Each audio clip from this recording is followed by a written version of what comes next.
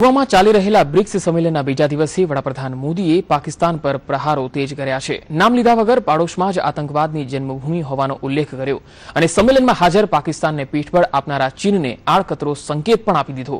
આતંકવાદ મુદ્દે પાકિસ્તાનને અલગ થલગ કરવાની કૂટનીતિના ભાગરૂપે બ્રિક્સ સિવાયના દેશોને પણ ગોવામાં આમંત્રણ આપીને મોદીએ એક તીરે બે નિશાન તાક્યા છે.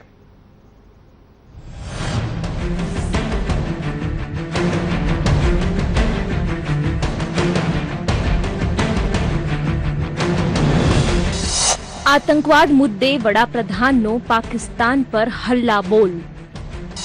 नाम लीधा वगर कहूं पाडोशमां ज आतंकवादनी जन्मभूमि.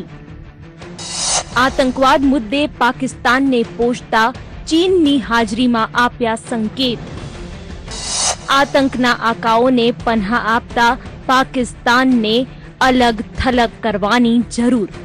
ગોવામાં ચાલી રહેલા 8મા બ્રિક્સ શિખર સંમેલનના બીજા દિવસે વડાપ્રધાન નરેન્દ્ર મોદીએ નામ લીધા વગર આતંકવાદ મુદ્દે પાકિસ્તાન પર કર્યો હલ્લાબોલ.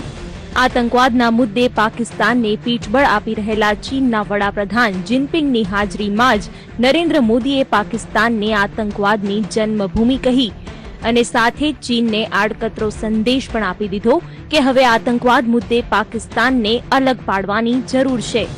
વડાપ્રધાને બ્રિક્સ દેશોના રાષ્ટ્રાધ્યક્ષો સાથે વાત કરતા કહ્યું કે આપણી સમૃદ્ધિ માટે આતંકવાદ સૌથી મોટો અને ગંભીર ખતરો છે. વિડંબના એ છે કે ભારતની તો પાડોશમાં જ આતંકવાદની જન્મભૂમિ છે.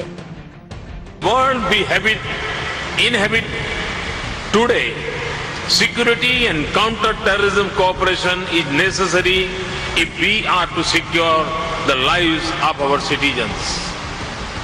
Terrorism casts a long shadow on our development and economic prosperity. Its research is now global. It has grown more lethal and adept at the use of technology.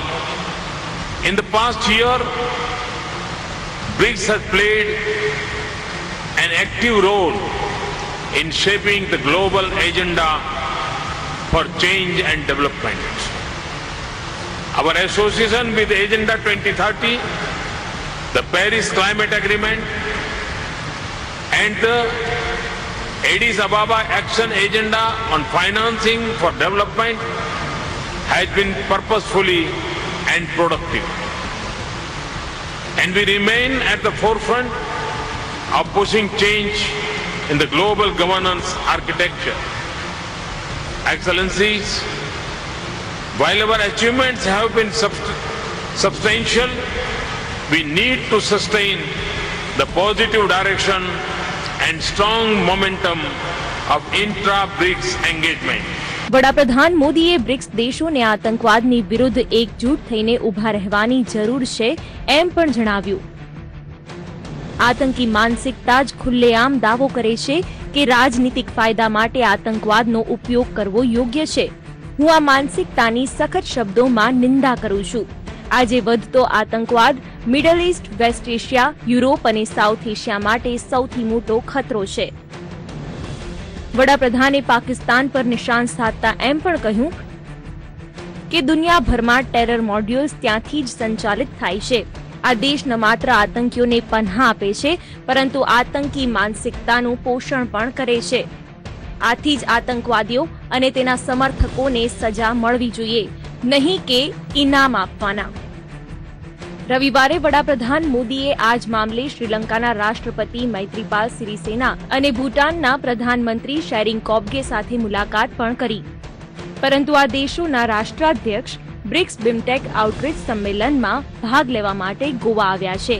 Tobgay અને સિરિસેના સિવાય નેપાળના પ્રધાનમંત્રી પુષ્પકમલ દહાલ પ્રચંડ અને બાંગ્લાદેશના પ્રધાનમંત્રી શેખ હસીના પણ ગોવા આવ્યા. પોતાની કૂટનીતિ માટે દુનિયાભરમાં વાહવાઈ મેળવી ચૂકેલા વડાપ્રધાન મોદીનો મુખ્ય દાવ તો પાકિસ્તાનને વિશ્વફલક પર અલગ કરવાનો જ છે. ભારતે પહેલા જ પાકિસ્તાન સ્થિત આતંકી સંગઠન જૈશ-એ મોહમ્મદને ઉરી હુમલા માટે જવાબદાર ગણાવ્યું છે અને પાકિસ્તાનને આંતરરાષ્ટ્રીય સમુદાયથી અલગ થલગ કરવાની વાત કહીને કૂટનીતિક હુમલો પણ કર્યો છે.